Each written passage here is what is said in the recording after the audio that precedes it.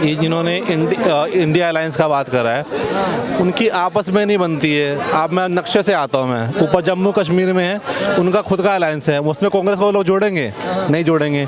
हिमाचल में सीधा टक्कर है बीजेपी कांग्रेस की, कांग्रेस किसी और के साथ सीट बांटेगी वहाँ पे नहीं बांटेगी। पंजाब में केजरीवाल और ये कांग्रेस खुद लड़ रहे हैं आपस में, ये लोग यहाँ पे सीट बांटेंगे। हरियाणा में कांग्रेस ही डायरेक्ट टक्कर सीट बांटेगी, दिल्ली में बांटेंगे।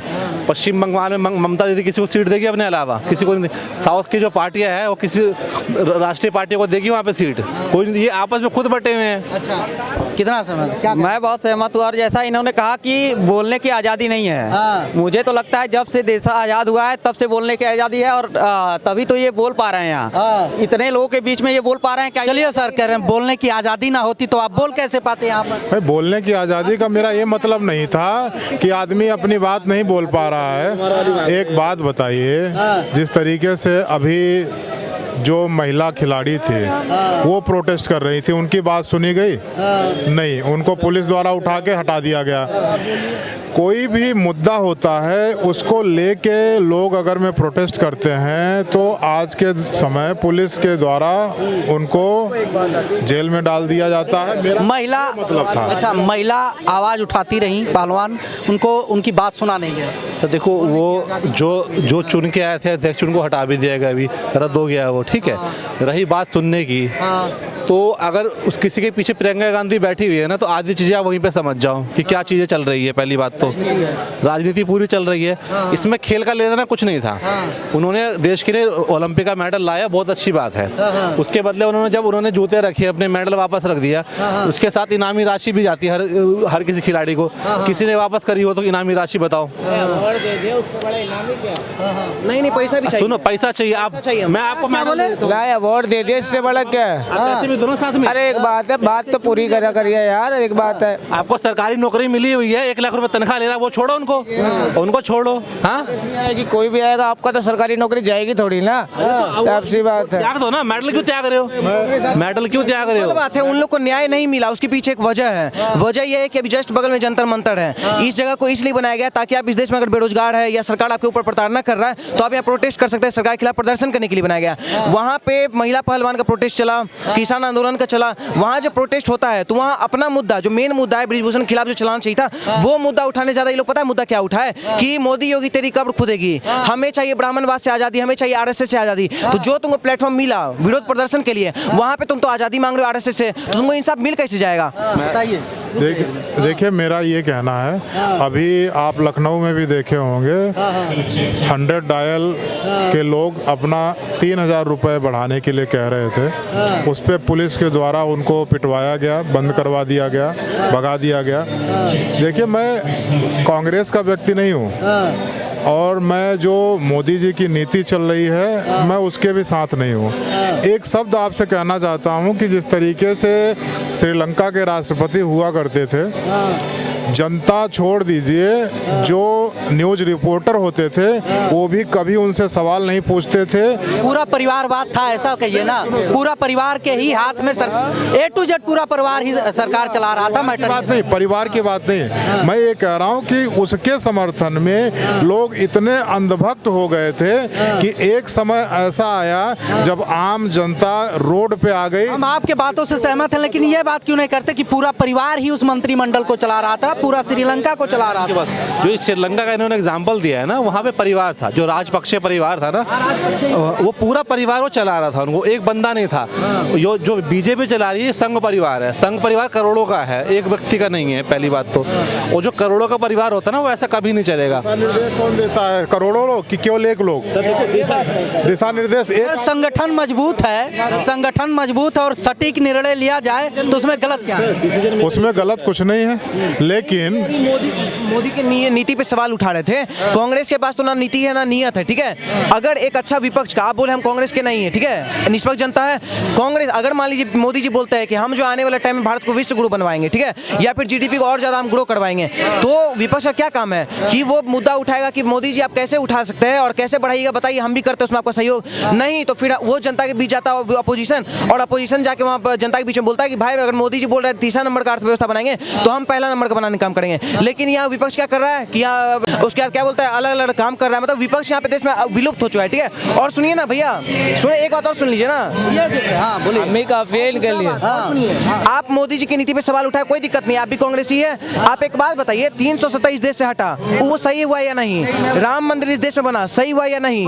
क्या बताते हैं? अब ये कह रहे 3 तलाक हटा, पेपर पढ़ते होंगे, फोन पे ही मुसलमान आदमी अपनी औरत को तलाक दे रहा है। तो उसके लिए कानून है। अब कानून है, अगर तालीक देगा हटा कैसे? हटा भाई साहब, उन कैसे? हम कह रहे हैं आपकी मानसिकता ही ना चेंज हो तो उसके लिए कानून का सहारा लीजिए ना। हम आपके मानसिकता के गारंटेड थोड़ी ना है। जो नियम है, कानून है, उसके तहत उसके दायरे में आओगे। सुनिए, 13 प्रधानमंत्री ने 55 लाख करोड़ लिया था और एक ही प्रधानमंत्री ने 205 लाख करोड़ का कर्जा कर दिया। कर्जे पे आ गए। इनको तब ना नीति, इनको ना नीति। अरे भाई, कर्जा ले लिए, बेरोजगारी और महंगाई पे आपका आपने नाम क्या है भैया, ये बताइए, आपका नाम क्या है? आपका नाम क्या है? विकास यादव। देखिए विकास यादव जी, सुनिए, आप महंगाई पे बात की, पहले तो कर्जा पे बात किए। आप नीति आयोग का डाटा पढ़िएगा और सुन लीजिए ना, 1 मिनट रुक जाइए। नीति आयोग का डाटा हर चीज को बोलिए, पहले पढ़ के आने तब बढ़िया से मीडिया में बाइट करेंगे। और दूसरी बात आप सुनिए, अब आप सुनिए, आप क्या बोले कि मेरा नाम विकास यादव है और महंगाई का बात की यादव होके। इस देश में जो व्यक्ति पंचर बनाता है और कहीं ना कहीं जो मुस्लिम आप एरिया में जाइएगा माइक लेके, तो बोलता है मेरे पास 10 बच्चा 11 बच्चा क्रिकेट टीम तैयार करके रखा हुआ है, और बोलता है कि भाई अल्लाह की देन हम लोग पाल रहे हैं, कोई दिक्कत नहीं है। तो जब इस देश में 11 बच्चा मुस्लिम पाल रहा है जो पंचर बनाता है, आप तो यादव है भैया, आपके घर में पक्का गारंटी लेते हैं 1-2 होगा, हम 2 हमारे 2, तो फिर आपके घर में कैसे महंगाई लग रहा है? महंगाई तो हमें तो भाई पैसे की कोई दिक्कत ही नहीं, ऊपर वाले के देश सब सी बात। पैसे की दिक्कत नहीं, समस्या कहाँ है ये बताइए। और ये लोग जो है ना, ये जो आप मीडिया वाले, ये जो 4-5 भक्ति है, मेरे लिए तो अंत मैं मानता नहीं। ये एक मिनट, ये क्या है भक्ति? अरे सुनिए, 1/3 बहुमत जिस पार्टी के पास हो, पूरे देश 140 करोड़ जनता में 1/3 बहुमत जिस पार्टी के पास हो, सारे अंधभक्त हैं। अरे क्या कहना चाहते हैं? मैं तो ये कहना चाहता हूँ भाई, साफ सी बात है भैया, जो कह रहे हैं ना साफ सी बात है, ये मोदी करते रहे। और मैं कहता हूँ 2024 में मोदी जी आए, ये बोलने लायक नहीं रहेंगे भाई। मोदी, सुनिए ना, मोदी जी आपको बता देते हैं, बसपा सपा कांग्रेस केजरीवाल अजरुद्दीन अकबरुद्दीन बकरुद्दीन, हर वो सरकार निकम्मी है, एंटोनियो माइनो जिसकी मम्मी है, ठीक है। तो एंटोनियो माइनो जिसकी मम्मी है, वो हर एक सरकार निकम्मी है। हम लोग मोदी जी को चुनने का काम करें क्योंकि हम लोग को भारत देशी बनाना चुना भाई, इन्होंने कहा चुना, एक व्यक्ति के वोट से आपसे चुने गए हो, हमने भी वोट दिया होगा, सब सी बात है। हमने अंत वक्त में नहीं, हमने तो 14 में इसलिए देते कि महंगाई कम होगी, 19 में तो मौका एक बार सबको ही मिलता है। महंगाई से ही परेशान नहीं है, ये पता है। आप 1 मिनट, आप काम क्या करते हैं ये बताइए? तो temper cover, lead charger, Connaught Place में काम करते हैं। कमा लेते हैं पर मंथ? पर मंथ क्यों, 12,000 15,000 तो हम आराम से कमाते हैं। बहुत बड़ा बात है। और एक बात बताइए, क्वालिफिकेशन क्या है? 12वीं पास है, डिप्लोमा पास है और BA पास है, कंप्यूटर हार्डवेयर। दिखाइए, क्यों दिखाए? अगर आप डिप्लोमा किए बैठे हैं और टेम्पलेट बेच रहे हैं तो कोई गलत बात नहीं, आप और बहुत कुछ कर सकते थे। आपने कितनी पढ़ाई कर रखी है? स्टूडेंट है, वीडियो में स्टूडेंट है। हाँ। अब मेरा आपको दिखाए प्रूफ? अरे एक बात है, प्रूफ तो हम भी दिखा देंगे भाई, 12वीं का भी दिखाएंगे, BA का भी दिखाएंगे। डिप्लोमा आप नहीं किए, आप 10वीं पास है और 10वीं पास के अकॉर्डिंग अगर टेम्पू चला रहे हैं और 12-15 हजार अगर आप कमा रहे हैं, दैट इज इनफ फॉर करके कैमरा कर रहे हैं ना, ये B.Tech करके अगर कैमरा पकड़े है ना तो काम कोई बड़ा नहीं। तो वही तो कह रहे, सेल्फ एम्प्लॉयमेंट करिए, आपको सरकारी नौकरी। हमारे पापा पढ़े लिखे नहीं है पर पोल्ट्री फार्म चला रहे बस्ती में, आपको सरकारी नौकरी चाहिए। अबे लाड़ की सरकारी नौकरी चाहिए हमें। लोग को आप सरकारी नौकरी में बैठाएगा, ये लोग मोदी जी का विरोध कर, देख लिए ना। और सुनिए पत्रकार महोदय, इस क्लिप को पक्का चलाइएगा, चौथा स्तंभ आपके हाथ में है, आप पत्रकार है, यहाँ पे पक्ष विपक्ष रखा जा रहा है और यहाँ पे किस टाइप का वर्ड का टिप्पणी किया, प्रयोग आपकी डिग्री के हिसाब से आप शब्दों का प्रयोग ये पढ़े लिखे बंदे राहुल गांधी को पप्पू कह सकते हैं तो हमारी लाड़ चल सकता है। गवार भी बोल रहे हैं। पप्पू को, अगर पप्पू को आपके घर का मालिक बना दिया जाए, कितने दिन उसको मलकाना हक देकर रखोगे? आप अपने बीवी बच्चों परिवार का जिम्मेदारी दे दोगे? फिर अब समझ में आ गया कितने पढ़े बोलने से राहुल गांधी 6 जनपद से तो जाने नहीं वाला। हम नहीं बोल रहे हैं, अगर आपको ऐसा लग रहा है कि राहुल गांधी जाएंगे, इनके बोलने से कुछ नहीं होने वाला। महोदय सुनिए, हम पब्लिक से सरकारें बनती हैं और बिगड़ती हैं, बोलने से होगा। हम एक बार भी सुन लीजिए भैया, हम एक बार ही नहीं बोल रहे राहुल गांधी पप्पू है, ठीक है। आपके फोन में गूगल है, गूगल पे सर्च करिए पप्पू, सुनिए गूगल पे आप सर्च करिए पप्पू फोटो, अगर राहुल गांधी का फोटो ना आए तो मीडिया में बोलना छोड़ देंगे, जाइए सर्च करिए, गूगल मोदी आ जाएंगे उसमें तो। आप गोदी में नहीं, मैं तो मानते हैं उनका भी लैंग्वेज यही है और इन लोग का भी लैंग्वेज यही है। तो ये लोग जितने भी असामाजिक तत्व के लोग हैं, इन लोग को ही भगाया जाएगा पाकिस्तान में।